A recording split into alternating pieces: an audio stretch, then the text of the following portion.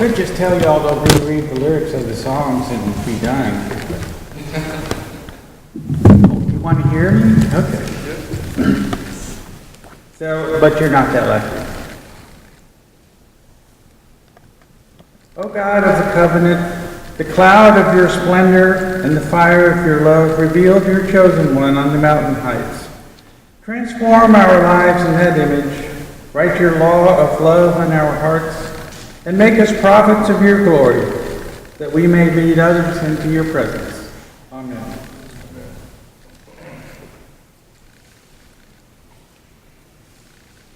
In 1861, Julia Ward Howe wrote, "In the beauty of the lilies, Christ was born across the sea, with glory in his bosom that transfigured you and me. As he died to make us holy, let us live to make all free. Our God is marching on." You probably recognize that from that will hymn, the Republic. And I mention this for two reasons. The first is that this is the only place I have ever heard the word transfigure used outside of the Bible. This word is not in our common everyday vocabulary. It's a nice churchy word for a simple concept. It means changed in a substantial way. You might understand slightly better if I tell you that the Greek word is metamorphothe, from which we get the English word metamorphosis, such as what a caterpillar undergoes to become a butterfly. So Jesus becomes a human light bulb. That's a pretty dramatic change. And the second reason for mentioning this, I think I'll make you listen to more of the sermon to find out. Twice in Matthew's Gospel, we hear a voice from heaven reminding us, and maybe Jesus too, that Jesus is the Christ, the chosen one, the beloved, and the one who pleases. The first time was at Jesus' baptism that we heard about back near the beginning of the Epiphany season. And now we end this season with the second announcement. But there's a little extra this time. Listen to him. Both times that we hear this voice, Jesus makes a turn, a change in direction. At the baptism, Jesus, an ordinary person, a carpenter's child, becomes an itinerant preacher. But not just any itinerant preacher, but the one who reveals God to us and changes history. Both John the Baptist and Jesus tell us to repent, which literally means to change direction, both in movement and in thought. We too are called to go the way Jesus goes. And now Jesus is changing direction again, this time toward Jerusalem and the cross. As we enter this season of Lent, we are invited on this journey with Christ and to change and to listen.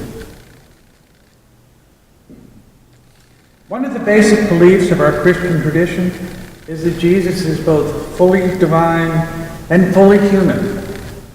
So maybe even our Messiah needed an occasional reminder of his destiny, because that destiny is so counter to human agendas.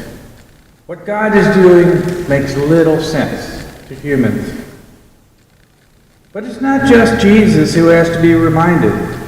It is his followers, then and now. These people in this story are terrified, not just by that reminder, but also because they were afraid that God was in the cloud, much as happened when Moses went up another mountain. And we all know that no one survives seeing God. So they fall on their faces in awe and terror. I kind of wonder if they also tried to cover their ears. There's a lot going on in this very visual passage. The dazzling white clothes, the appearance of Moses and Elijah, the thunderous voice from heaven. I encourage you to go home and find a quiet space and read this story again. Then close your eyes and imagine that you were there. Perhaps even put yourself in Peter's sandals. How do you feel? Are you afraid and face down on the floor? Do not be afraid. It's easy to overlook the presence of these four little words near the tail end of Jesus' transfiguration.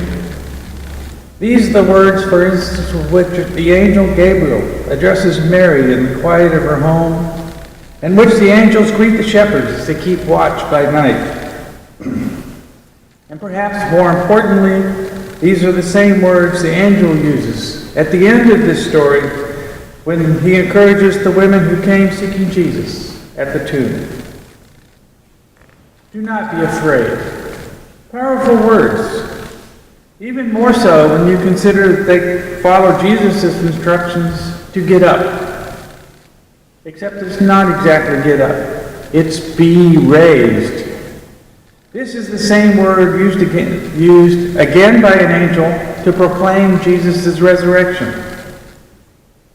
So let's recount this latter part of the story again. The voice from heaven affirms Jesus' identity as the beloved child and commands the disciples to listen to him. That is, to hear his words, follow his commands, and be obedient to his summons. In response, they fall to the ground in terror.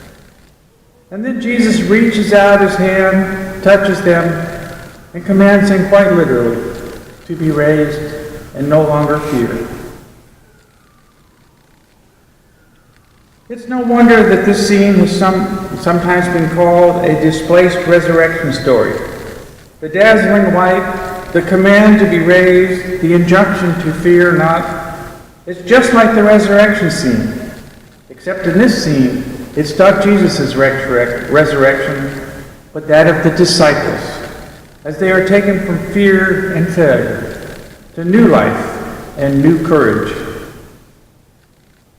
It's also interesting that Jesus doesn't, at least right now, a few verses later on, doesn't right now chastise them for their failure, or call them to repentance, or even grant them forgiveness.